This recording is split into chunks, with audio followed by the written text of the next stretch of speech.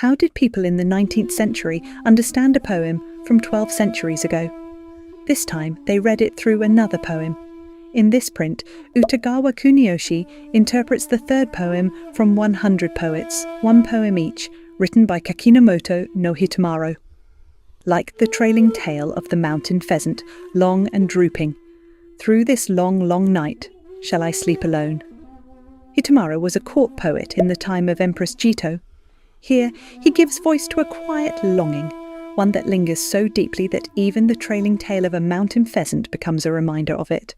As the night stretches on, that length turns into something else, a solitude that follows him into the deep night. Now look at the print. A woman crouches beside a small burner, smoke rising heavily into the air. Who is she? Why is she here? The writer Ryukite Tanikazu offers a clue. From Mato in Kaga province, gifted in talent and refined in taste, a master of haikai. Among her many famous verses, there is one composed after parting from her husband. Awake, I look. Asleep, I look. How vast the mosquito net. From this final verse, viewers at the time would have immediately recognized the woman as Kaga no Chiyo, also known as Chiyo, and understood that she is preparing kayari, a mosquito-repellent burner used alongside the net. Chiyo was a prodigy of haikai poetry, gaining recognition in her teenage years, and her name spread widely after being noticed by established poets of the time.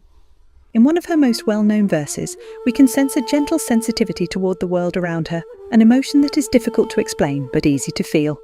The morning glory, the well bucket entangled, I ask for water. Rising early to draw water, she finds the rope of the bucket caught in the vines of a morning glory. Rather than cutting them, she leaves them undisturbed and asks a neighbour for water instead. In this tiny moment, compassion reveals itself, a way of seeing that values even the most fragile life. Her own life, however, was marked by loss. She is said to have married young, only to lose both her husband and her child within a few years. Later, she returned to her family home and eventually became a nun. The poem quoted by Tanikazu is often read as an expression of her loneliness after loss. The mosquito net suddenly vast and empty, echoing Hitomaro's image of a long, lingering night. And here is the twist. The poem may not have been written by her at all. Its true author remains unknown, but some believe it was composed by a yujo named Ukihashi, a woman living within the confines of the pleasure quarters, unable to leave, and giving voice to a quiet sense of helplessness and loneliness after her lover's departure.